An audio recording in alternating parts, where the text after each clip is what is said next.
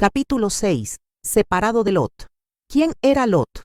El hijo de Harán, el hermano muerto de Abraham.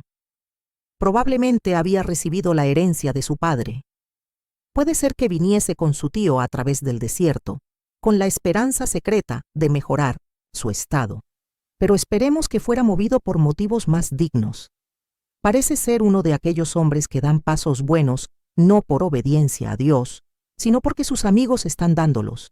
Alrededor de él estaba la inspiración de una fe heroica, el encanto de lo no probado y lo no conocido, la excitación de un gran movimiento religioso. Y Lot fue cogido en la corriente y se resolvió a ir también. Era el facsímile del primer progreso del peregrino. Puede ser que pensara que tenía tanto celo como Abraham, pero se equivocaba mucho. No era sino un eco, un débil crepúsculo, una astilla sobre una inmensa corriente. En todo gran movimiento religioso, siempre ha habido y siempre habrá algunos individuos que echan su suerte con él, sin saber el poder que lo inspira. Guárdate de ellos. No pueden soportar la prueba de la separación para Dios. La mera excitación pronto acabará, y no teniendo principio para que tome su lugar, vendrán a ser estorbos y perturbadores de la paz. Tan seguramente como se les permita en el campamento, o se consienta que sus principios estén en el corazón, rebajarán el tono espiritual, atraerán a una política mundana, sugerirán métodos que de otro modo nunca se nos ocurrirían y nos estirarían hacia los pecados de Egipto. Nada sino un principio puede llevar a uno a través de la verdadera vida separada y rendida del Hijo de Dios. Si estás movido por otra cosa inferior, tal como la excitación, el entusiasmo, la moda, el ejemplo contagioso, primero serás un estorbo y al fin serás un fracaso. Examinaos a vosotros mismos y ved si estáis en la fe. Probaos a vosotros mismos. Y si estás obrando conscientemente por un motivo bajo y egoísta, suplica a Dios que infunda dentro de ti su propio amor puro. Mejor es obrar por un motivo inferior, si tan solo se dirige rectamente, pero codiciando ardientemente lo mejor. Aquel fracaso reciente en conexión con Egipto puede haber sido el resultado, más de lo que suponemos, de la influencia perniciosa de Lot, hasta haber tenido Abraham que resolver él solo la cuestión. Puede ser que nunca hubiera pensado en descender a Egipto, y, en ese caso, habría habido otro párrafo o pasaje en la Biblia describiendo las hazañas de una fe que osaba apoyarse en la promesa de Dios, aunque amenazada por el desastre y estorbada por el hambre, esperando hasta que Dios le mandara moverse o hiciera posible su permanencia. Hay algo en aquella visita a Egipto que huele al espíritu de la vida posterior de Lot.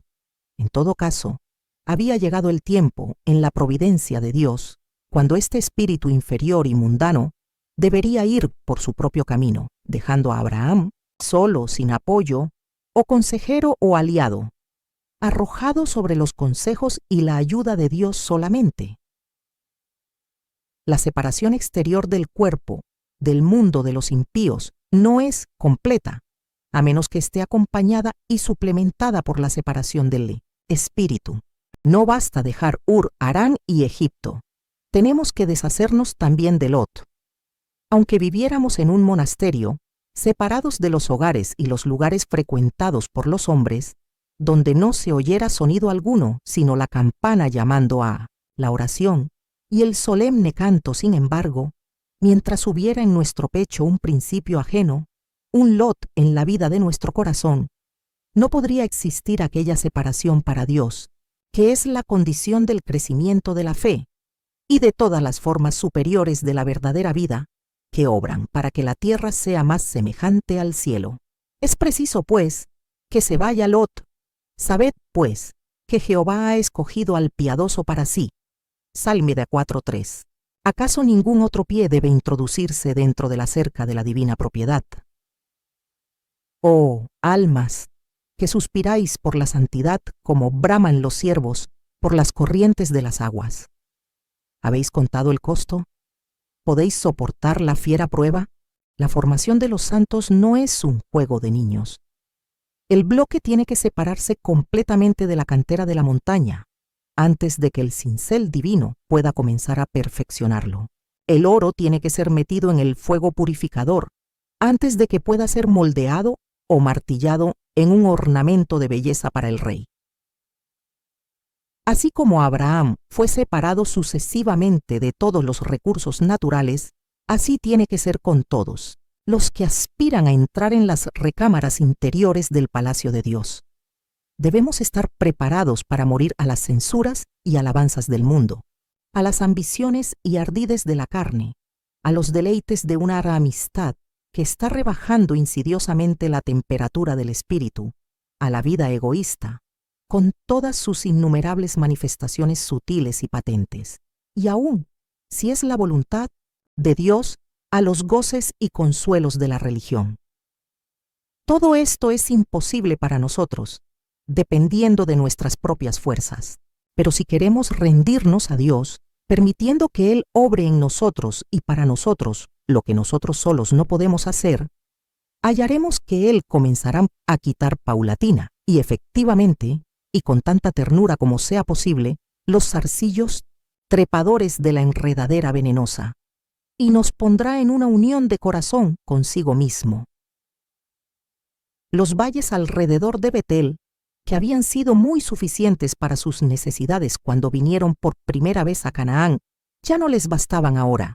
Los pastores estaban siempre disputando acerca del primer lugar para el uso de los pozos y de los pastos. Los ganados de continuo se mezclaban, y la tierra no podía sostenerlos, de manera que habitasen juntos. Las querellas entre criados suelen embrollar a sus amos. De este modo, Abraham y Lot fueron informados por sus mayordomos de lo que sucedía, y cada uno estaría tentado a irritarse con el otro. Abraham vio de una vez que semejante estado de cosas no debía consentirse, especialmente porque el cananeo y el pereceo moraban entonces en la tierra, porque si aquellos vecinos belicosos oían hablar de disensiones en el campamento, se aprovecharían pronto de una oportunidad de caer sobre él. Unidos estaban en pie, divididos tenían que caer. Además de esto, había de considerar el escándalo de la situación que podría crear una preocupación en contra de aquel Dios ante quien se sabía que Abraham doblaba la rodilla. Y así llamó a Abraham a Lot y le dijo: «No haya ahora altercado entre nosotros dos, entre mis pastores y los tuyos, porque somos hermanos. ¿No está toda la tierra delante de ti? Yo te ruego que te apartes de mí. Si fueres a mano izquierda, yo iré a la derecha, y si tú a la derecha, yo iré a la izquierda». Nere 13, 8 y 9. La proposición fue muy sabia. Vio que había una causa de disturbio que conduciría de continuo a semejantes molestias. Si él hablaba acremente a Lot, Lot contestaría en el mismo espíritu y se haría desde luego una brecha. Por esto consideró desde luego la raíz del asunto y propuso su separación. Su línea de conducta fue muy magnánima. Como el más anciano y el jefe de la expedición, indubitablemente tenía el derecho de la primera elección, pero sacrificó su derecho en interés de la reconciliación. Pero, sobre todo, estuvo basado en la fe. Su fe comenzaba a realizar su verdadera posición y, como un pajarito, a extender sus alas para vuelos cada vez más largos. No había Dios prometido cuidarle a él y darle una herencia. Por consiguiente, no tenía que temer que Lot pudiera alguna vez robarle de lo que le estaba garantizado por la fidelidad de Dios. Y prefirió 1000 veces mejor que Dios escogiera para él, que no él por sí mismo. En definitiva, el hombre que está seguro de Dios puede soportar tener en poco las cosas de este mundo. Dios mismo es su herencia inalienable, y, teniendo a Dios, tiene todo. Y, como veremos, el hombre que escoge por sí mismo no es tan afortunado al fin como el hombre que, teniendo el derecho de escoger, lo devuelve a Dios diciendo: «Que escojan otros por sí mismos si gustan, pero en cuanto a mí, tú escogerás mi herencia». Capítulo 7. Las dos, sendas Abraham y Lot, estaban de pie juntos en la tierra elevada de Betel. La tierra de promisión se extendía delante de ellos como un mapa. Por 3 lados al menos había poco para atraer la mirada de un pastor. Los ojos vagaban sobre los contornos de los cerros que ocultaban a la vista los valles fértiles que estaban abrigados por ellos. Había, sin embargo, una excepción en esta monotonía de cerros hacia el sudeste, donde las aguas del Jordán se extendían en un ancho valle antes de entrar en el mar de la llanura. Aún desde esa distancia, los 2 hombres pudieron descubrir la rica lozanía que podría haberles recordado tradiciones del jardín plantado antes por el Señor Dios en Edén. Y también les hizo acordarse de escenas que últimamente habían visitado en la tierra del Nilo. Esto llamó especialmente la atención de Lot, ansioso de hacer lo mejor posible para sí mismo y resuelto a usar plenamente la oportunidad que la magnanimidad inesperada de su tío le había presentado. Consideraba él a su pariente como un tonto por darle a él el derecho de escoger. Pensaba que no debía permitir que ningún sentimiento falto de delicadeza estorbara que él hiciera lo que pudiera para sí mismo. Se sentía fuerte por la agudeza de su vista y la perspicacia de su juicio. Tal vez fuera así, porque tenía poca simpatía por el espíritu de peregrinación. Pero vendría el tiempo cuando se arrepentiría amargamente de su elección, y lo debería todo al hombre de quien estaba ahora preparado para aprovecharse. Lot entonces alzó los ojos y vio la llanura del Jordán, que toda ella era de regadío, como el jardín de Jehová. Entonces Lot eligió para sí toda la llanura del Jordán, versos 10 y 11. Esto seguramente significa que Dios deseaba que Abraham se sintiera tan libre en la tierra como si realmente tuviera a mano las escrituras legales. Había de gozarse en ella, viajar por todas partes, mirarla como suya propia. Por fe había de que obrar en cuanto a ella como si ya la poseyera. Hay una lección profunda aquí en cuanto a la apropiación de la fe. Ten fortaleza y buen ánimo, fue dicho 6 veces distintas a Josué. Esfuérzate, se refiere a la fuerza de las muñecas para asir. Ten buen ánimo, se refiere a la tenacidad de los tobillos para mantener su puesto. Que sea nuestra fe fuerte en cada una de estas particularidades, fuertes para asir y fuertes para tener. La diferencia entre cristianos consiste en esto. Para todos nosotros igualmente están atesoradas bendiciones espirituales, guardadas en nuestro Señor, pero algunos de nosotros hemos aprendido a apropiarnos más de continuo y más plenamente que otros. Andamos por la tierra por su anchura y su longitud.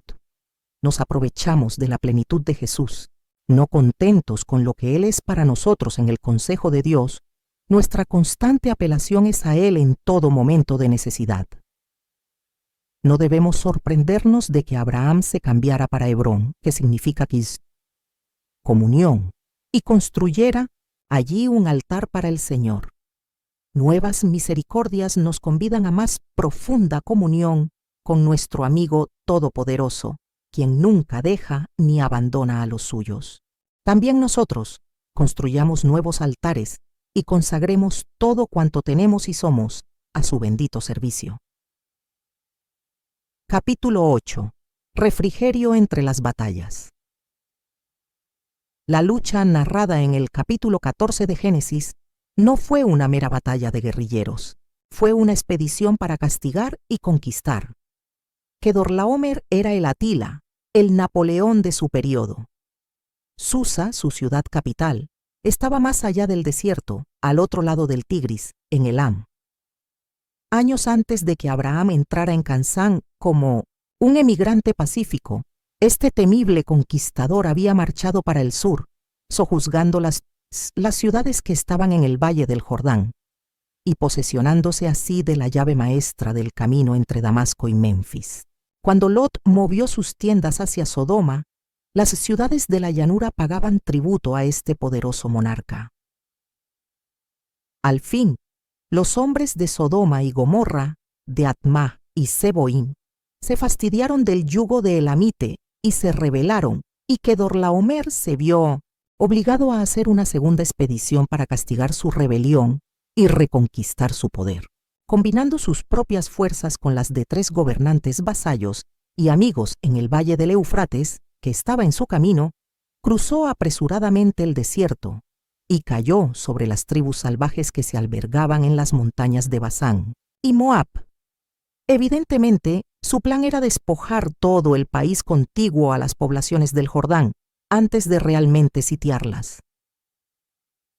Al fin, las fuerzas aliadas se reunieron en las cercanías de Sodoma, donde encontraron fiera resistencia. Animados por la naturaleza del suelo que estaba lleno de betún, por lo que los jinetes y carros se moverían dificultosamente, los hombres de la ciudad se arriesgaron a trabar batalla en el campo abierto. Pero a pesar de los pozos de betún, los hombres afeminados y disolutos de la llanura perdieron la batalla. En el caso de ellos, como en otros muchos, la corrupción social mostró ser el presagio de la derrota política. La derrota de las tropas fue seguida por la captura y el saqueo de aquellas ricas poblaciones, y todos los que no pudieron escapar fueron maniatados como esclavos y llevados en pos del ejército victorioso.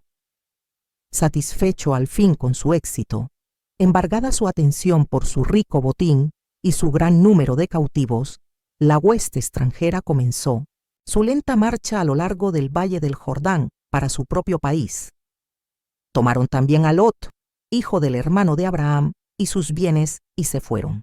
Entonces uno de los supervivientes de aquel día fatal subió las colinas y se dirigió al campamento de Abraham, al que habría conocido en días anteriores cuando uno de los muchos siervos de Lot vivió allí. Y como oyese Abraham que su hermano había sido hecho cautivo, sacó sus siervos amaestrados y se repartieron contra ellos. Génere 14, 14 y 15. Aquí se ve la interposición abnegada y feliz de un hombre separado a favor de otro. Oculto en la configuración del país y confederado con sus amigos, Abraham había observado desde lejos los movimientos de los devastadores, pero no se le habían acercado. Tan solo con los ojos había mirado y visto la recompensa de los impíos. Véase Sal 91:8. La prudencia común le habría aconsejado no mezclarse en ello, pero la verdadera separación nunca arguye así. Concedido que el separado es así apartado para Dios, sin embargo, es apartado para que pueda influir más eficazmente sobre el gran mundo por el cual Dios tiene grandes anhelos, y hacia el cual ha mantenido grandes propósitos de misericordia, en la elección de los pocos. La genuina separación, el estado de no vivir unido a las cosas del tiempo y del sentido, a causa de una devoción ardiente a lo invisible y eterno, es el resultado de la fe, que siempre obra por amor, y este amor anhela tiernamente la conversión de los que están enredados en la mundanalidad y el pecado. La fe nos hace independientes, pero no indiferentes.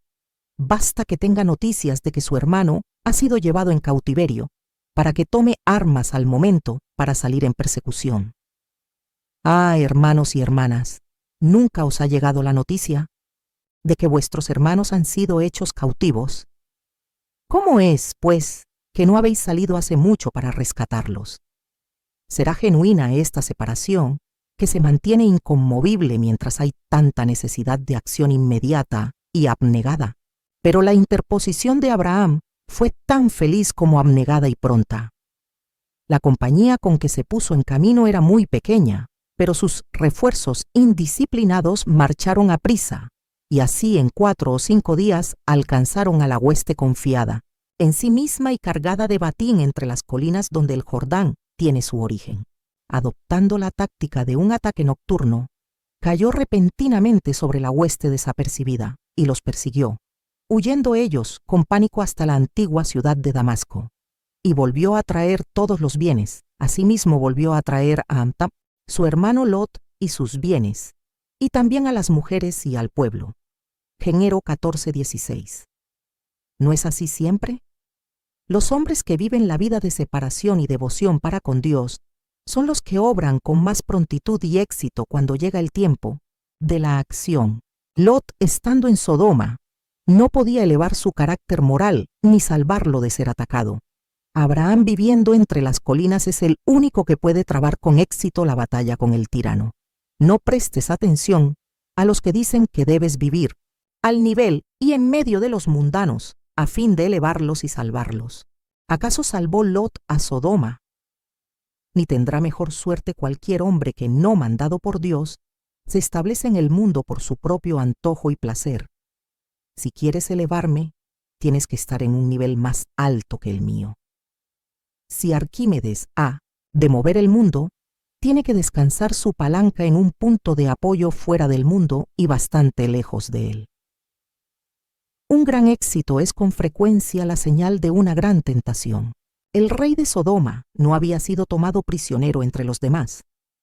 Probablemente se había salvado del campo de batalla, huyendo oportunamente a los cerros. Cuando, pues, recibió noticias de la expedición osada y feliz del patriarca, salió a encontrarle y darle la bienvenida. Ascendería desde el valle del Jordán por una de las gargantas hasta los cerros, y llegaría el gran camino central, por donde Abraham y sus confederados dirigían su marcha hacia Hebrón. Los dos se encontraron en el Valle del Rey, un lugar que debía hacerse cada vez más memorable pasando los años, y situado cerca de la ciudad de Salem, un título que estaba destinado a desarrollarse en la palabra Jerusalén.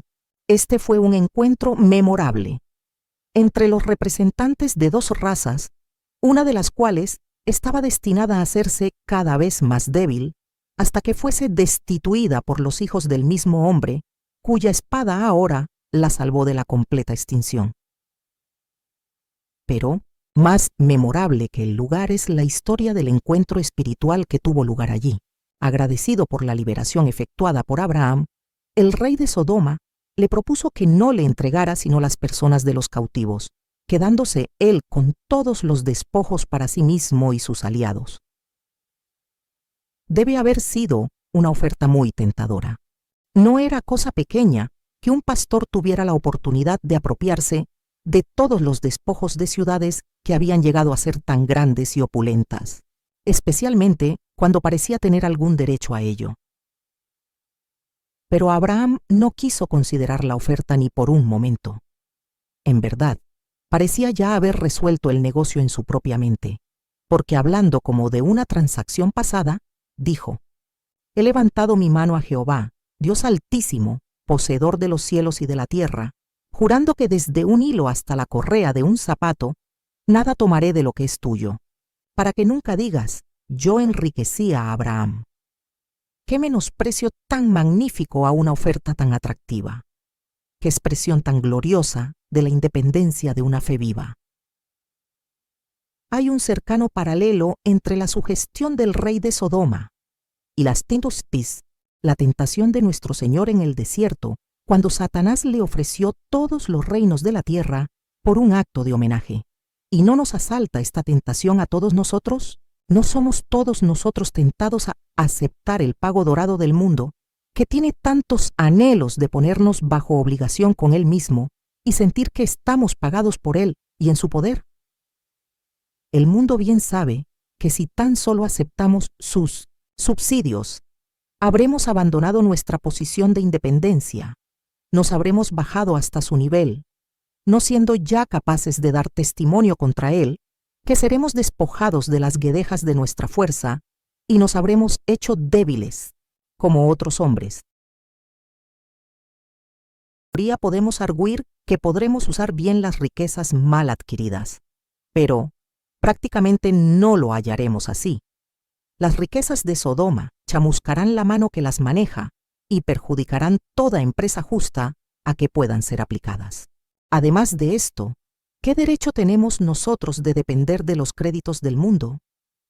Nosotros, que somos herederos de aquel que posee los cielos y la tierra, los hijos del gran rey, a los que, al darnos a su hijo, también se ha obligado a darnos todas las cosas. 1000 veces mejor ser pobres hasta que Él nos haga ricos con el oro que ha pasado por su horno purificador. Felices aquellos que prefieren ser pensionistas de la providencia diaria de Dios, a ser independientes poseyendo el oro de Sodoma, los gajes de la iniquidad. Puede ser, empero, que Abraham no hubiera salido tan grandiosamente en el segundo conflicto, a no haber estado preparado para él por el maravilloso encuentro con un rey más grande que cualquiera de los que hemos nombrado. Después de su derrota de Kedorlaomer y antes del advenimiento del rey de Sodoma, el hebreo había encontrado a Melquisedec, el rey sacerdote de Salem. No podemos detenernos ahora para hablar de todo el interés que nos inspira esta sagrada figura, sagrada como el tipo de nuestro bendito Señor. De esto hablaremos más en otra ocasión. Estaremos satisfechos ahora con observar que trajo pan y vino, y bendijo al cansado conquistador, y forjó en su presencia un nuevo nombre para Dios. A saber, por primera vez, Dios recibió el título de poseedor de los cielos y de la tierra, cosa que parece haber hecho una impresión honda en Abraham, porque le hallamos usándolo en su encuentro con el rey de Sodoma, y fue el talismán de la victoria.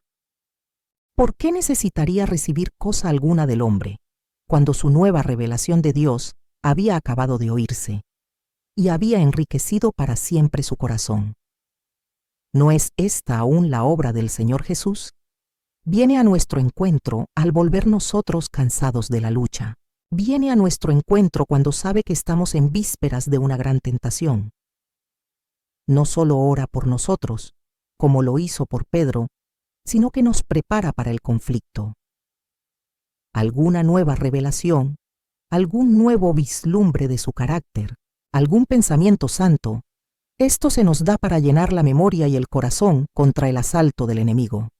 ¡Oh, misericordia incomparable! Nos amonesta con anticipación, y con anticipación nos arma, nos previene con la bendición de su bondad. La próxima vez que seamos tentados con los cohechos de un mundo inicuo, acordémonos de aquel hombre de Dios, que en el caso de Abraham fue el talismán de victoria. Y pensemos en él como el poseedor de los cielos y la tierra. ¿Por qué hemos de ensuciar nuestros dedos con ganancias mal adquiridas, aun cuando parecen ser necesarias para nuestra existencia? Cuando nuestro Padre es el poseedor de todo cuanto vuela en el aire, anda en la tierra, nada en el agua o yace oculto entre las rocas. No con mucha rareza hemos sido dulces y fuertes, o hemos pasado por alguna señalada experiencia espiritual, sin más propósito que el de prepararnos para otro peligro. Aprovechémonos siempre de semejantes ocasiones cuando nos sucedan y seamos siempre agradecidos con nuestro Señor por prevenir sus castillos antes de que sean atacados y por darnos su propio nombre nuevo, por el cual podemos vencer todas las acechanzas de los hombres y los demonios.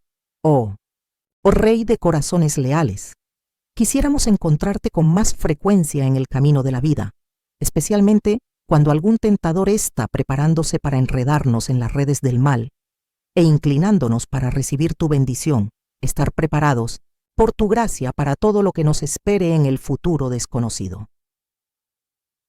Capítulo 9. Melquisedec, Cristo está aquí. Este pasaje está fragante con el ungüento de su nombre. Este Melquisedec, rey de Salem, sacerdote del Dios Altísimo. Day 7:1. Gotea mirra nuestras manos y nuestros dedos mirra líquida sobre las manecillas del cerrojo. Véase en Tisen Posto 5. Retirémonos del bullicio de la vida y meditemos larga y profundamente en aquel que es el alfa y la omega de la Escritura y de los corazones santos, y saquemos de las profundidades inescrutables de su naturaleza, en esta narración misteriosa tocante a Melquisedec, rey de Salem. Hay un sentido en que Cristo fue hecho según el orden de Melquisedec, pero hay otro más profundo en que Melquisedec fue hecho según la orden del Hijo de Dios. El que escribió a los Hebreos nos dice que Melquisedec fue hecho semejante al Hijo de Dios. M7:3. Cristo es el arquetipo de todos, y desde la eternidad ha tenido aquellas cualidades que le han hecho a él tanto para nosotros. Parecería que no podían esperar para ser manifestadas en la plenitud de las edades. Luchaban para expresarse. Desde la antigüedad, era su delicia estar con los hijos de los hombres. Así fue constituido este misterioso sacerdote real, reinando en su ciudad pacífica en medio de las tempestades y naufragio de sus tiempos, para que fuese dada entre los hombres alguna advertencia y anticipación de aquella vida gloriosa que ya estaba siendo vivida en el cielo a favor de los hombres, y que en su debido tiempo sería manifestada en nuestro mundo, y en el mismo sitio donde Melquisedec vivió su vida tan semejante a la de Cristo. Ojalá que nosotros también fuéramos hechos sacerdotes según el orden de Melquisedec, o lo que es lo mismo, que seamos hechos tan semejantes como sea posible al Hijo de Dios. La columna espiral de humo que ascendía hacia el cielo azul, en la fragante mañana y en la tarde embellecida con el rocío, anunciaba que había al menos un corazón que era leal al Dios Altísimo y que presentaba ante su trono los pecados y los pesares de las tribus que le rodeaban. Melquisedec era sacerdote. Parece que tuviera aquella viva simpatía con las necesidades de sus tiempos, que es la marca verdadera del corazón sacerdotal. Véase 4:15. Y debido a esto había adquirido tan grande influencia sobre sus vecinos que espontáneamente reconocían los derechos de su posición única. El hombre necesita un sacerdote. Su naturaleza teme el contacto con el Santísimo. ¿Qué tiene de común la vileza con la pureza, las tinieblas con la luz, la ignorancia con el conocimiento ilimitado? Y en todas las edades los hombres han escogido de entre sus semejantes uno que los represente ante Dios, y Dios a ellos. Es un instinto natural, y ha sido satisfecho en nuestro glorioso Señor, quien, mientras nos representa delante de Dios, cara a cara con la luz increada, haciendo siempre intercesión, al mismo tiempo puede compadecerse de nuestras flaquezas, esforzarnos en nuestras tentaciones y tener piedad de nuestra ignorancia. ¿Qué necesidad tenemos nosotros de ir más lejos? ¿Por qué hemos de imitar a Micaía en levantarnos un sacerdote a quien manos humanas han hecho? Véase Juémero 17:10. ¿Por qué hemos de permitir que otro lleve este nombre sagrado o se entrometa en este oficio sagrado? Ninguno sino Cristo puede satisfacer o cumplir los requisitos de Dios o convenirnos a nosotros que tenemos necesidades indecibles. Detakemere 7:26. Este sacerdocio era de Dios y fue ratificado por un juramento. Los sacerdotes de la casa de Leví ejercieron su oficio según la ley de un mandamiento carnal. Éxodo 7:16. Lo asumieron, no a causa de alguna idoneidad inherente, o por ser especialmente llamados a la obra por la voz del cielo, sino porque habían descendido de la tribu sacerdotal escogida. El sacerdocio de Cristo, por otra parte, es el mejor don que Dios ha dado a los hombres, más necesario que las flores de la primavera, o la luz, o el aire. Sin él, nuestras almas andarían vagando siempre en un desierto como el del Sahara. Ni aún Cristo se glorificó a sí mismo para llegar a ser sumo sacerdote, sino que fue nombrado por Dios sumo sacerdote según el orden de Melquisedec, 25:5-10. Y tal fue la solemnidad de su nombramiento que fue ratificado por la palabra del juramento. Juró el Señor y no se arrepentirá. Tú eres sacerdote para siempre, según el orden de Melquisedec. 7:21-28. Aquí hay en verdad un poderoso consuelo. Ninguna infidelidad o ingratitud puede cambiar este sacerdocio. El Dios eterno nunca faltará a la palabra y al juramento. Eternidad está escrito sobre la frente del sumo sacerdote. Para siempre jamás, resuena cuando él se mueve en la música de sus campanillas de oro. Un sacerdocio inmutable es la ley de su glorioso ser. Aleluya. Bien puede cantar el corazón, cuando en medio de la fluctuación del cambio de la tierra, al fin, toca la roca primitiva del propósito eterno de Dios. Es constituido sacerdote para siempre. Con todo, Abraham no estaba aún circuncidado. No era judío, sino que era gentil todavía. Era como el padre de muchas naciones que se paró y adoró y recibió la bendición de las manos sagradas de Melquisedec. No fue así con el sacerdocio de la línea de Aarón. Para participar de los beneficios de él, era necesario que el hombre se hiciese judío, sometiéndose al rito inicial del judaísmo. Solo las necesidades o pecados judaicos fueron pronunciados por aquellos labios sagrados, pero Cristo es el sacerdote del hombre. Atrae a todos los hombres a sí mismo. El único y suficiente derecho a su favor es que tengamos la naturaleza que Él ha recibido, en unión irrevocable con la suya, que seamos pecadores arrepentidos, agobiados por consciente necesidad. Entonces, tendremos el derecho innegable de acudir a Él. Todas las parentelas, pueblos y lenguas convergen a Él y son recibidos, y todas sus múltiples necesidades son satisfechas. Este sacerdocio era superior a todas las órdenes humanas de sacerdotes. Si alguna vez ha habido un sacerdocio que tuviera supremacía no disputada entre los sacerdocios del mundo, fue el de la línea de Aarón. Puede ser que no fuera tan antiguo como el que ministraba en los altares de Nínive, ni tan erudito como el que se ejercía en los claustros silenciosos de Memphis o Tebas. Pero tenía en sí esta dignidad inaccesible, que se había originado como un todo en la palabra de Dios. Sin embargo, aún el sacerdocio aarónico tenía que dar homenaje al sacerdocio de Melquisedec, y lo hizo, porque Leví estaba todavía en los lomos de Abraham cuando Melquisedec le encontró, y pagó diezmos en Abraham, y se arrodilló en señal de sumisión en la persona del patriarca para recibir la bendición de éste, que era mayor, que él. Véase Éxodo 7:10. ¿Por qué pues debemos interesarnos en las estrellas, cuando el sol se ha levantado sobre nosotros? ¿Qué tenemos que ver con ningún otro que con este poderoso mediador, este árbitro, que se yergue sobre todos los rivales, siendo él mismo tanto sacrificio como sacerdote, que ha ofrecido un solo sacrificio y cumple con un ministerio único? Este sacerdocio participaba del misterio de la eternidad. No es necesario suponer que este ser místico literalmente no tuviera padre, ni madre, principio de días, ni fin de vida. El hecho en que se fija el escritor inspirado es que no se nos dan informes sobre ninguno de estos puntos. Hay una intención en el silencio áureo, así como en las palabras áureas de la escritura.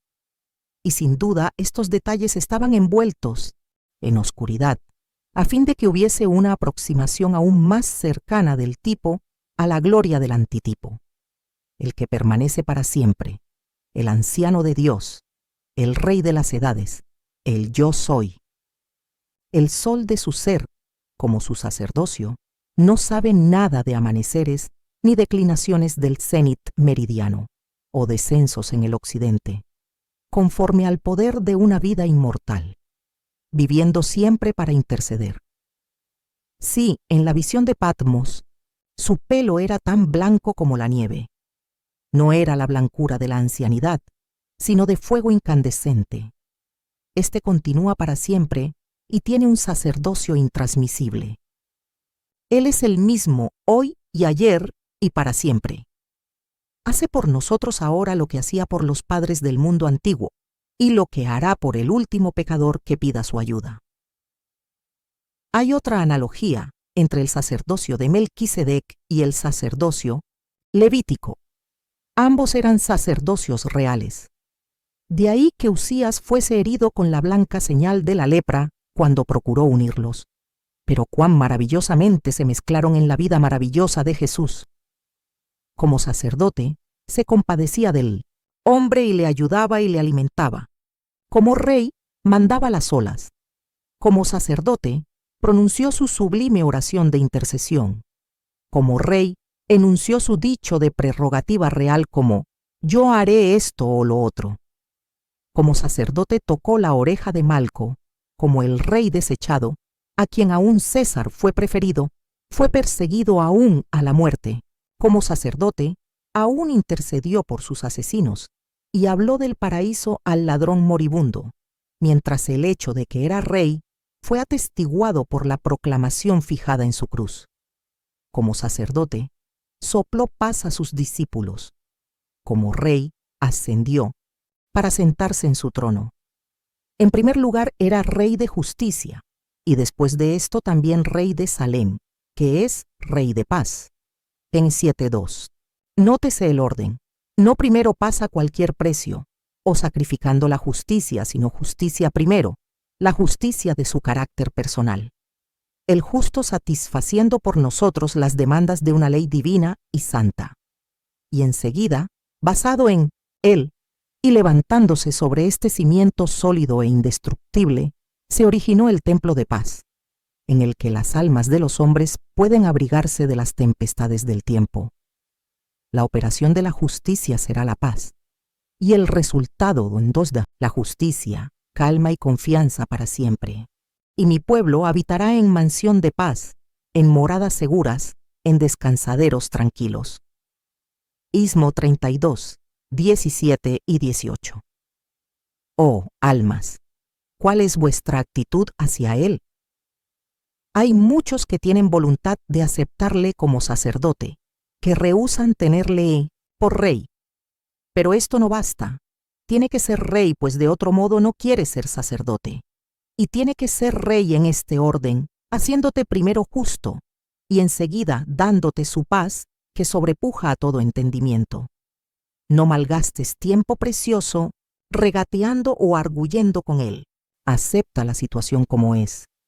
Y deja que tu corazón sea la Salem, la ciudad de paz, donde él, el sacerdote rey, reinará para siempre. Y no hay ninguno tan idóneo para reinar como aquel que se humilló para morir. Y vi de pie en medio del trono a un cordero que parecía como si hubiese sido inmolado. Apte 5:6. En efecto, el trono es el lugar adecuado para el hombre que nos amó hasta la muerte. Finalmente, este sacerdocio recibe diezmos de todos. El patriarca Abraham dio diezmos del botín. 7:4. Esta costumbre antigua nos avergüenza, a nosotros los cristianos. El patriarca dio más al representante de Cristo que lo que muchos de nosotros damos a Cristo mismo. Ven, si nunca lo has hecho antes, resuélvete a dar a tu Señor la 10ª parte de tu tiempo, de tus rentas, de todo lo que tienes. Trae todos tus diezmos a su tesoro, porque suya es la grandeza, y el poder, y la gloria, y la victoria, y la majestad. Por eso, pues, le damos gracias y alabamos su glorioso nombre. Capítulo 10. Firmeza de la fe de Abraham. Podemos hablar del precioso párrafo del capítulo 15 de Génesis como de un valle en tierra alta, donde se originan riachuelos, que han de fluir hacia el mar, regocijándose en su camino los pastos de la tierra baja. Ahora por primera vez encontramos la frase: hubo palabra de Jehová a Abraham. Aquí por primera vez se nos dice que Jehová Dios es un escudo. Por primera vez se oye la música argentina de aquella declaración: no temas. Y ahora, por primera vez, encontramos en la historia humana la gran palabra: creyó. ¿Qué gloria más alta puede haber para el hombre que cuenta con la fidelidad de Dios? Porque este es el significado de toda creencia verdadera. Mirando la promesa de Dios no vaciló con incredulidad, sino fortalecióse en la fe, dando así gloria a Dios. Rómora 4:20. Y esta palabra del Señor vino a Abraham acerca de dos cosas distintas. En primer lugar, Dios habló a Abraham acerca de su temor. Abraham acababa de volver de la derrota de Kedorlaomer y los reyes confederados en la parte septentrional de Canaán, y tuvo una reacción natural de la tensión larga e inusitada cuando reasumió la vida plácida y monótona de un pastor. En tal estado de ánimo era más susceptible al temor, así como la constitución debilitada es más susceptible a la enfermedad. Y había buen motivo para temer. Es verdad que había derrotado a Kedorlaomer, pero al hacerlo lo había convertido en su enemigo acérrimo. El brazo del rey guerrero había sido lo suficiente para llegar a Sodoma. ¿Por qué no había de ser tan largo y tan fuerte que vengara su derrota en aquel hombre solitario? Además de todo esto, como un viento de noche, en un desierto, soplaba de vez en cuando sobre el corazón de Abraham un sentimiento de desolación, de decepción, de esperanza diferida. Más de 10 años habían pasado desde que entrara en Canaán. 3 promesas sucesivas habían encendido sus esperanzas, pero parecían estar tan lejos de realizarse como al principio. Ni una pulgada de territorio, ni una señal de un hijo. Nada de todo lo que Dios había predicho. Fue bajo semejantes circunstancias cuando la palabra del Señor le vino diciendo: «No temas, Abraham, yo soy tu escudo, tu galardón sobremanera grande». Y es que nuestro Dios no espera siempre a que nosotros vayamos a Él. Con frecuencia viene a nosotros. Se nos acerca en el bajo calabozo, envía a su ángel para preparar para nosotros la botella de agua y los panes cocidos, y suenan en nuestra alma sus tiernas palabras de consuelo, más penetrantes que el ruido del oleaje. Tened ánimo, yo soy, no tengáis miedo. Pero Dios no se contenta con declaraciones vagas. Nos da motivo sólido de consuelo en alguna nueva revelación de sí mismo, y con frecuencia se vale de las mismas circunstancias de nuestra necesidad para manifestar algún lado especial del carácter divino que es peculiarmente apropiado. ¿Qué podría haber más consolador en este momento al peregrino sin defensa, sin ninguna estacada, o ciudad amurallada en que abrigarse, sino con sus rebaños esparcidos muy lejos por toda la región, que oír que Dios mismo estaba en derredor de él y sus posesiones, como un escudo vasto e impenetrable, aunque invisible? La humanidad, una vez dado este pensamiento, anhelosamente lo recibió, y nunca ha permitido que muera. Repetidas veces resuena en profecías y salmos, en la antífona del templo y en las meditaciones particulares: Jehová Dios es escudo y sol, tú eres mi escondedero y mi escudo. Ve, oh Dios, escudo nuestro, y mira el rostro de tu ungido. Escudo y adarga es su verdad. ¿Acaso todos los días nos metemos en peligros? Hombres y demonios quieren herirnos, pero si estamos haciendo la voluntad de Dios y confiando en su cuidado, la nuestra es una vida encantada, como el hombre que usa armadura debajo de su ropa. El ambiente divino nos circunda, haciéndonos invulnerables, como la corriente de electricidad puede rodear un estuche de joyas de una atmósfera, delante de la cual el ataque más osado del hombre más resuelto es contrarrestado. Ningún arma forjada contra ti prosperará. Isménes 54:17. Felices aquellos que han aprendido el arte de morar seguros bajo la protección inviolable del Dios eterno, en la cual todas las saetas se embotan, todas las espadas se desvían, todas las chispas de malicia se extinguen como el silbido de una antorcha metida en las aguas del mar. Ni tampoco nos defiende Dios solo exteriormente, es el premio y la satisfacción del corazón solitario. Fue como si suplicara a Abraham que considerara cuánto tenía al poseerlo a él. Ven, hijo mío, y considera que aun cuando nunca tuvieres ni un pie de terreno, y tu tienda permaneciera silenciosa, en medio de la alegre risa de niños alrededor de ella, sin embargo no habrías abandonado en vano tu tierra, porque me tienes a mí. ¿No soy yo suficiente? Lleno el cielo y la tierra. No puedo llenar a una sola alma solitaria. ¿No soy yo tu galardón sobremanera grande, que puede recompensarte con mi amistad, a la que estás llamado, por cualquier sacrificio que hayas hecho? Nuestro Dios, que es amor, y amor en su esencia más pura y divina, nos ha dado mucho, y nos ha prometido más, pero no obstante, su don mejor y más grande es el mismo, nuestro galardón, nuestro gran galardón, nuestro galardón sobremanera grande. ¿No tienes tú nada? ¿Es tu vida estéril? Te han abandonado amigos y compañeros. Estás solo y abandonado por todos los compañeros de tu juventud. Pues bien, contéstame otra pregunta. ¿Tienes tú a Dios? Porque si le tienes, tienes todo el amor y la vida, toda la dulzura y la ternura, todo lo que puede satisfacer el corazón y deleitar la mente. Todas las cosas hermosas duermen en él, como todos los colores se esconden en el rayo del sol, esperando ser desenredados. Tener a Dios es tenerlo todo, aunque se esté despojado de todo. El ser destituido de Dios es ser despojado de todo, aunque se tenga todo. Dios habló a Abraham acerca del hecho de no tener hijos. Era de noche, o tal vez la noche se volvía en día, pero todavía millares de estrellas.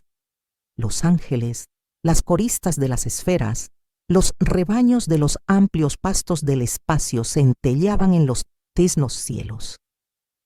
El patriarca dormía en su tienda, cuando Dios se le acercó en una visión, y fue bajo la sombra de aquella visión cuando Abraham pudo decir a Dios todo cuanto estaba en su corazón. Con frecuencia podemos decir en las tinieblas las cosas que no osamos pronunciar bajo el ojo del día, y en aquella silenciosa vigilia de la noche, Abraham vertió en el oído de Dios la amarga agonía que había en su corazón. Es probable que hubiera deseado decir por mucho tiempo algo semejante a esto, pero no se le había presentado la oportunidad. Mas ya no había más necesidad de refrenarse, y así todo fue hablado a oídos de su amigo todopoderoso. He aquí no me has dado descendencia, y he aquí que un siervo mío me va a heredar. Fue como si dijera, esperaba algo más que esto. He meditado en tus promesas, y me parecía que seguramente pronosticaban un hijo de mi propia carne y sangre. Pero los lentos años no me han traído ningún cumplimiento de mis esperanzas. Y supongo que no te entendí. Siempre fue tu intención que mi mayordomo heredara mi nombre y mis bienes. ¡Ay de mí! Es una amarga decepción. Pero tú lo has hecho, y está bien. Así con frecuencia entendemos mal a Dios e interpretamos sus dilaciones como negaciones. ¿Qué capítulo podría escribirse acerca de las dilaciones de Dios? ¿No estuvo llena de ellas la vida de Jesús? Desde el momento cuando se tardó en el templo, hasta el momento cuando se quedó 2 días todavía en el mismo lugar donde estaba, en vez de apresurarse a cruzar el Jordán en respuesta a la súplica triste y apremiante de las hermanas a quienes amaba. Así se dilata todavía.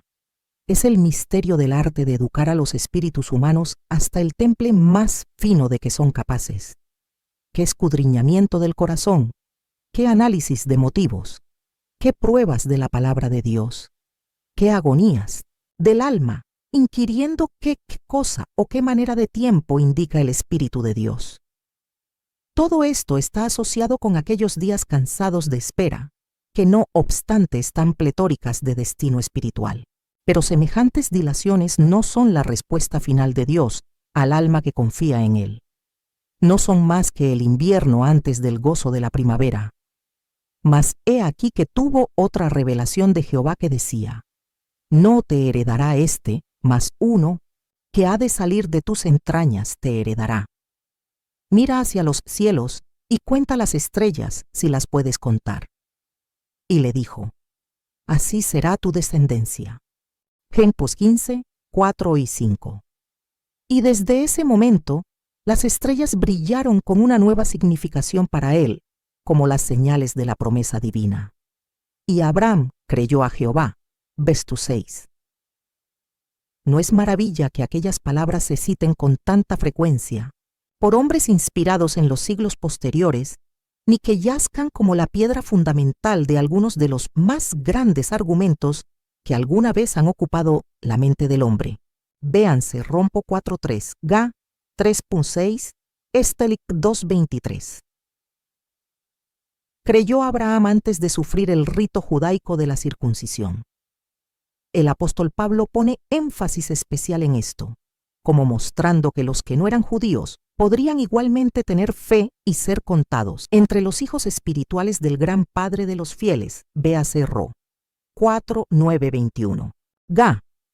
3.720. La promesa de que él había de ser el heredero del mundo le fue hecha cuando todavía no era sino el peregrino de tierra lejana. Y así está asegurada a toda la simiente, no solamente a la que es de la ley, sino también a la que es de la fe de Abraham, quien es el Padre de todos nosotros. Abraham sosegadamente consideró y pesó la promesa sin que se le debilitara su fe. Rombe 4:19. Y después de considerarla, eligió aventurarlo todo en la palabra del Eterno. Mirando la promesa de Dios, no vaciló con incredulidad, sino fortalecióse. Direporo 4:20. Ni aún fue esto todo. Mientras sorpresa siguió a sorpresa, y ola siguió, a ola no vaciló. No se retiró ni una pulgada, ni aún tembló. Así como la roca azotada por las olas se estremece hasta su base. Contó con la fidelidad de Dios.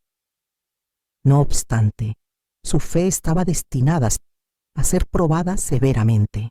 El patriarca tuvo que esperar otros 15 años, siendo 25 años por todo, entre la primera promesa y su cumplimiento en el nacimiento de Isaac.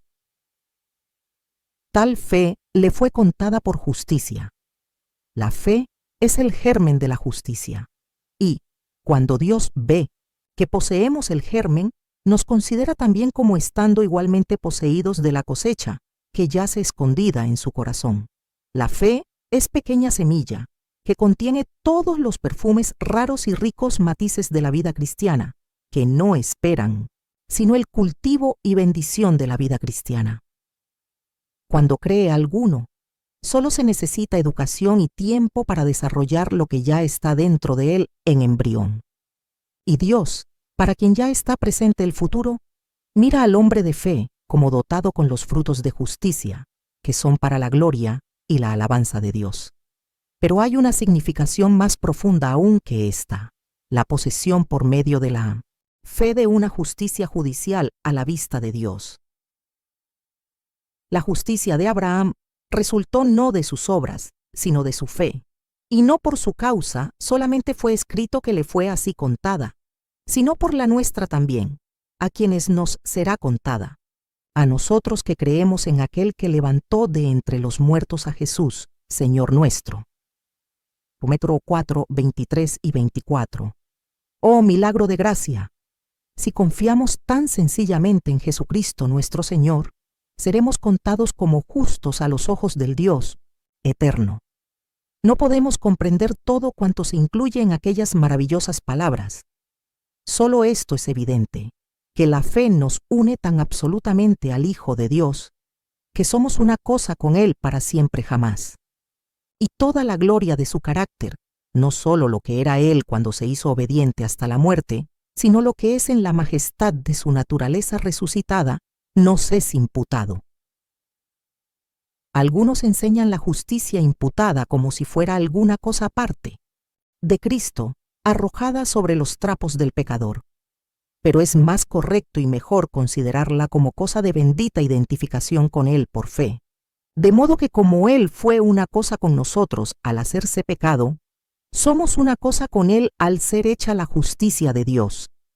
En los consejos de la eternidad, lo que es cierto de nuestro glorioso Señor es contado también como verdad en nosotros, quienes, por medio de una fe viva, hemos llegado a ser miembros de su cuerpo, de su carne y de sus huesos. Jesucristo nos es hecho justicia y somos aceptados en el amado. No hay nada en la fe, considerada en sí misma, que pueda dar cuenta de este maravilloso hecho de imputación. La fe no es más que el vínculo de unión, pero en cuanto nos une con el Hijo de Dios, nos hace realizar todo lo que es como el alfa y la omega, el principio y el fin, el primero y el postrero. Capítulo 11. Vigilando con Dios. No es fácil. Esperar el cumplimiento de las promesas de Dios. Las etapas de su progreso son muy retiradas unas de otras. Sigue su camino a través de los siglos.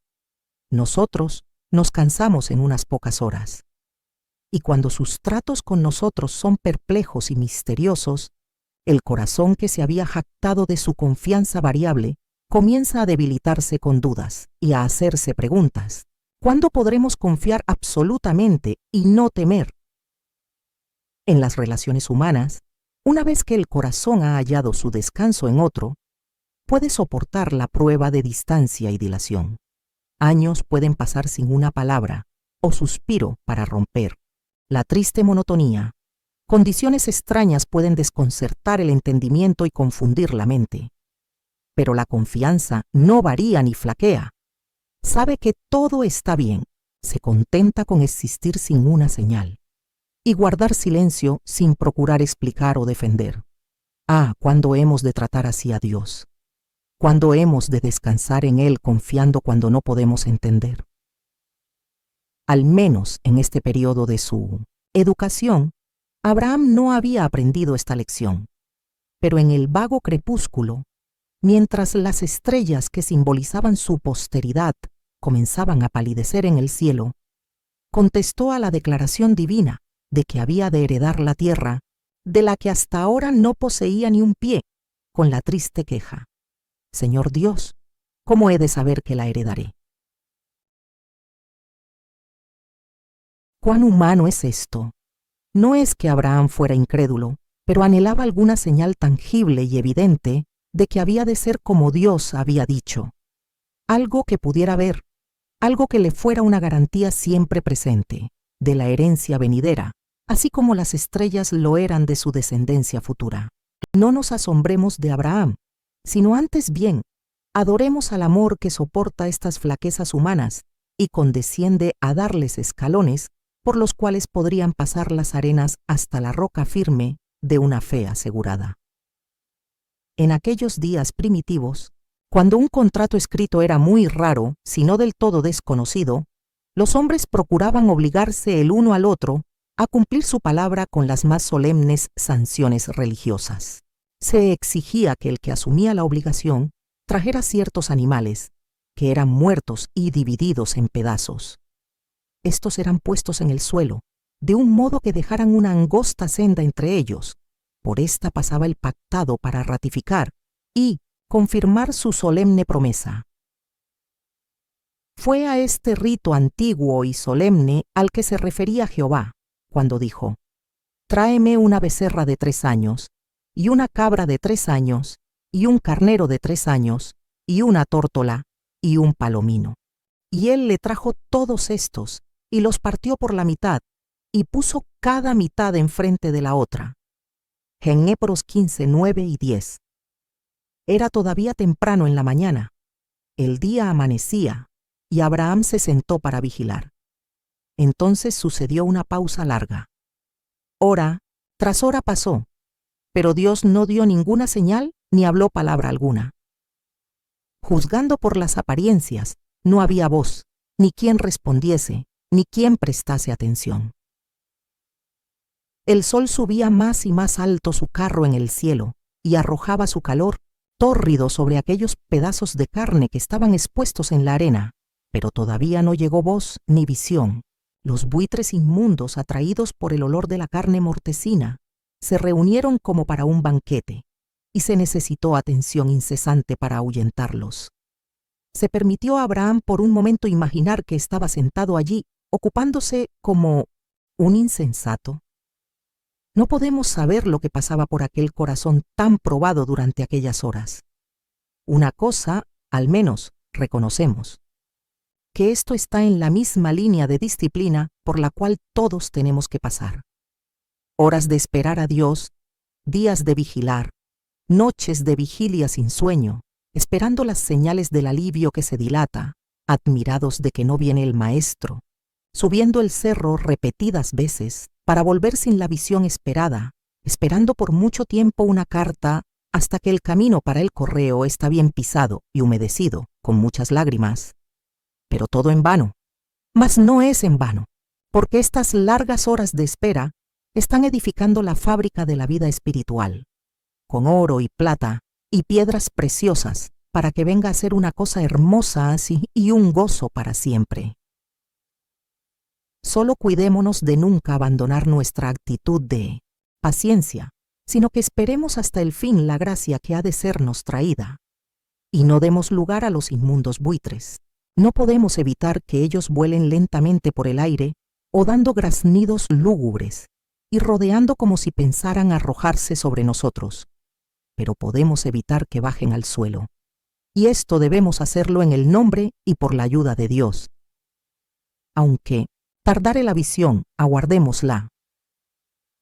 Al fin el sol se puso, y la rápida noche oriental echó su pesado velo sobre la escena. Cansado del conflicto mental, las vigilias y los esfuerzos del día, Abraham cayó en un sueño profundo, y en su sueño, su alma fue impresionada por una oscuridad densa y horrible, tal que casi le ahogaba, y oprimía su corazón como una pesadilla. He aquí que un terror de grande oscuridad cayó sobre él. ¿Entienden mis lectores algo del terror de aquella grande oscuridad?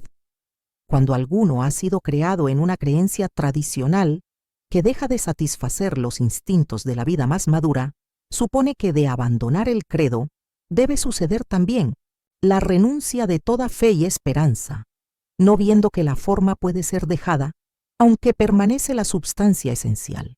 Cuando alguno, equivocándose acerca de la naturaleza del pecado y la misericordia de Dios, teme que ha cometido un pecado imperdonable, o que los límites del arrepentimiento han sido pasados para siempre, cuando algún terrible pesar, que parece muy incapaz de reconciliarse con el amor perfecto, se arroja sobre el alma, exprimiendo de ella todo su pacífico descanso en la piedad de Dios y echándola sobre un mar donde no brilla ni un rayo de esperanza, cuando malignidad y crueldad y monstruosa injusticia se mofan y maltratan al corazón confiado hasta que comienza a dudar si hay Dios arriba que puede ver y todavía permitir. Estos saben algo del terror de grande oscuridad, y qué visiones extrañas y horribles pasarán una tras otra delante del espíritu, como los fantasmas del delirio de un borracho o las apariciones de un cerebro insano. Fue una perspectiva larga y negra que se desarrollaba ante Abraham.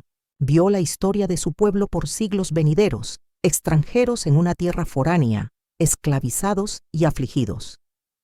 ¿No vería él la angustia de su alma y su cruel esclavitud bajo los látigos de los crueles mayordomos? ¿No oiría sus gemidos?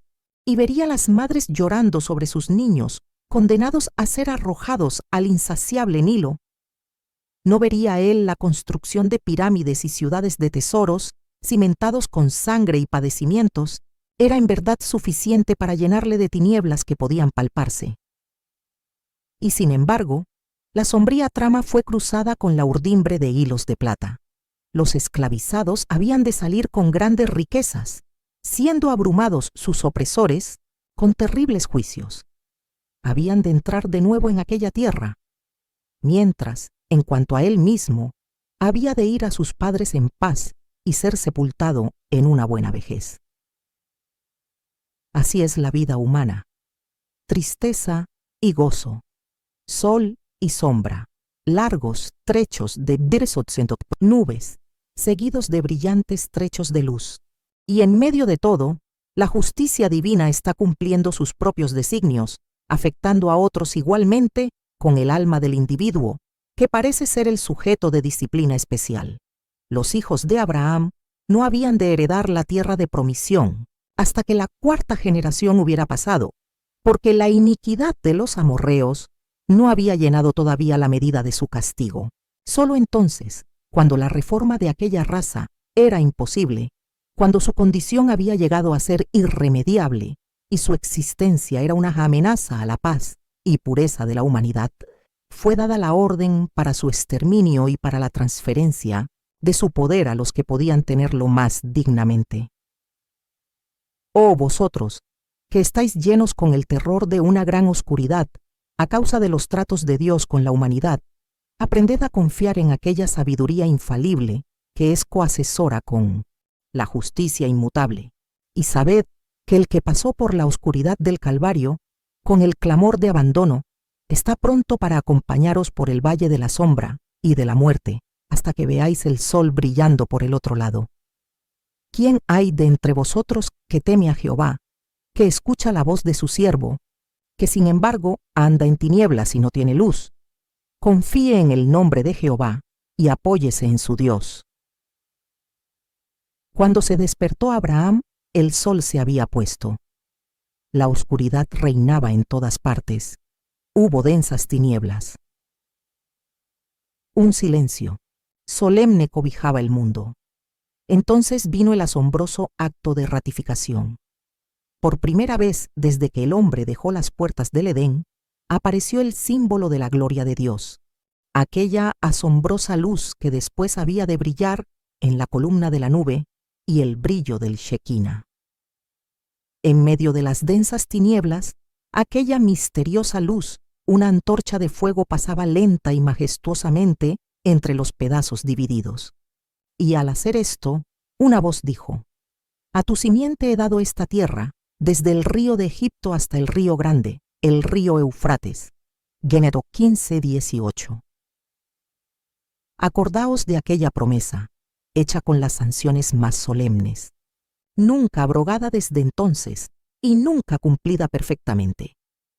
Durante unos pocos años del reinado de Salomón, los dominios de Israel casi tocaron estos límites, pero solo por un breve periodo.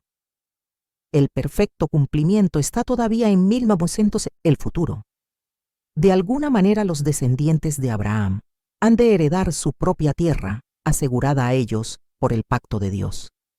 Aquellos ríos han de formar los límites, porque la boca del Señor ha hablado.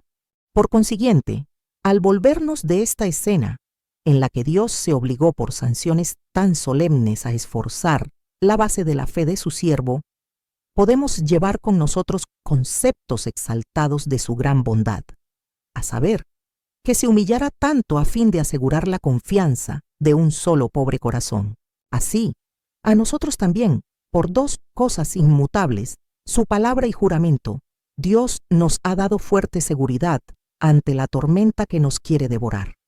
Por medio de nuestro precursor, echemos nuestra ancla, la esperanza, dentro del velo que nos separa de lo invisible, donde agarrará en terreno que no cederá, sino que quedará hasta que amanezca el día, y la sigamos hasta el puerto que nos es garantizado por el consejo inmutable de Dios. Véase 6, 19 y 20. Capítulo 12. Agar la esclava. Ninguno de nosotros sabemos todo cuanto significa arrancarnos de las escenas familiares de nuestros haranes para seguir a Dios a las tierras de separación que están al otro lado del río. La vida separada no puede ser fácil. Podemos adivinar esto vagamente cuando entramos en lo no experimentado y desconocido. Pero Dios, por su gracia, cubre de nuestra vista lo que inútilmente nos asombraría y nos acobardaría, desarrollando ante nosotros sus requerimientos solo al paso que podemos soportarlos. Las dificultades de la vida separada resultan no de ningún mandato arbitrario de la providencia divina, sino de la persistente manifestación de la vida propia en sus muchas formas. Es absurdo decir que ésta muere una vez para siempre en algún temprano período de la vida cristiana, y es peligroso hacer que los hombres lo piensen. Cuando los hombres se jactan de que ha muerto, se deja ver en sus mismos acertos y se ríe del éxito de sus esfuerzos para anularlos en su presencia. Esta es la obra de su arte, que engaña a los incautos haciéndolos pensar que ha muerto. Las bandas de ladrones siempre tienen gusto en que se inserte un párrafo en los periódicos, anunciando que han dejado el poblado, porque, en la falsa seguridad efectuada por el anuncio, pueden mejor llevar a cabo sus planes de robo. Decimos, en los primeros momentos de consagración, que anhelamos no solo ser contados por muertos a la vista de Dios, por lo que toca a nuestra vida propia, sino ser muertos. Así, si realmente somos sinceros en lo que decimos, Dios emprende la obra de revelar primero la presencia insidiosa de la vida propia, donde menos la habíamos esperado, y después de clavarla en amargos sufrimientos a la cruz de una muerte penosa. Vosotros que sabéis algo del análisis de vuestra vida interior, ¿no os dan testimonio vuestros corazones de que cuando la luz del cielo entra gloriosamente en vuestra alma, revela vislumbre inesperado de la ira insidiosa del yo, tanto que sois compelidos a reclamar? Y eso no débilmente. Primero, el perdón divino por albergar a semejante traidor, y entonces la interposición de la gracia divina para enviar aquella muerte que es la única condición de crecimiento y bendición. Hay aquí una manifestación muy sorprendente de la tenacidad con que la vida egoísta de Abraham continuaba. ¿Cómo es posible si Abraham no quiso tomar ni una correa del zapato, ni un hilo del rey de Sodoma, porque estaba tan seguro de que Dios le daría toda la tierra? Y no fue decepcionado cuando Dios dijo: «Yo soy tu galardón sobremanera grande». Seguramente, esperaría humilde y quietamente a que Dios cumpliera su propia palabra. Pero no fue así, sino que en lugar de esto escuchó el raciocinio de la experiencia, que por casualidad concordaba con sus propios pensamientos, y procuró gratificar las sugestiones de su espíritu, haciendo algo para asegurar el resultado de la promesa. Y es que la fe sencilla espera que Dios desarrolle su propósito, seguro de que no faltará. Pero la desconfianza, reaccionando sobre la vida egoísta, nos conduce a procurar manejar nosotros mismos los asuntos, así como lo hizo Saúl, cuando se arrogó el derecho de ofrecer sacrificio sin esperar la llegada de Samuel. Era claro que Abraham había de tener un hijo, pero no se había dicho claramente que el hijo había de ser de Sarai. Abraham era estrictamente monógamo, pero las usanzas más libres de aquellos días permitían llenar el harén con otras, que ocupaban un rango inferior al de la mujer principal, y cuyos hijos, conforme a la práctica común, eran contados como si fueran suyos propios. Esta alternativa merodeó por la mente de Sarai, quien se sentía culpable y fracasada a causa de su esterilidad. ¿Por qué no habría de adoptar su marido aquellas costumbres más libres acerca del voto matrimonial? ¿Por qué no debía él casarse con la esclava que habían conseguido en algún mercado de esclavos egipcios o adquirido entre las dádivas con las que Faraón les había enviado? Era un sacrificio heroico lo que Sarai se proponía. Pero su amor para con Abraham, su falta de esperanza de tener un hijo propio y su incapacidad de pensar que Dios cumpliría su palabra por otros medios que no eran naturales, todas estas cosas se combinaron para que hiciera tal proposición a Abraham. El amor en Sarai hizo violencia al amor. Ninguna otra persona podría haberse acercado a Abraham con semejante proposición, con la menor esperanza de éxito. Puede ser que la sugestión hubiera asomado a su propia mente en sus momentos de debilidad, solo para ser desechada al momento, como haciendo una gran injuria a su fiel mujer. Pero, ya que procedía de ella, parecía haber menos peligro en hacerlo. Fue apoyada por las susceptibilidades del instinto natural y consecuente con las murmuraciones de la duda. Parecía ser un expediente probable para realizar la promesa de Dios. Y sin poner objeción o referir el asunto a Dios, adoptó la proposición. Y escuchó a Abraham la voz de Sarai. Es siempre difícil resistir la tentación cuando apela al instinto natural o al temor desconfiado. En semejante hora, si el Salvador no nos guarda, hay poca esperanza de resistir el doble asalto. Pero la tentación es todavía más peligrosa cuando es presentada no por algún demonio repulsivo, sino por algún objeto de nuestro amor. Debemos tener mucho recelo de seguir las sugestiones de los que no tienen tantos adelantos como nosotros en la vida divina. Lo que parezca bien para ellos puede ser terriblemente malo para nosotros, y deberíamos ser especialmente cuidadosos para criticar y ponderar cualquier tendencia que concuerde con nuestro instinto natural. Si te incitare en secreto la mujer de tu seno o tu amigo, que es para ti como tu misma alma, no condesciendas con él, ni le escuches, ni tampoco le perdone tu ojo, ni le tengas piedad, ni le protejas. Din 13:6-8. Pero no indica el consentimiento del alma a semejantes sugestiones cuán lejos está de hallarse muerto el yo.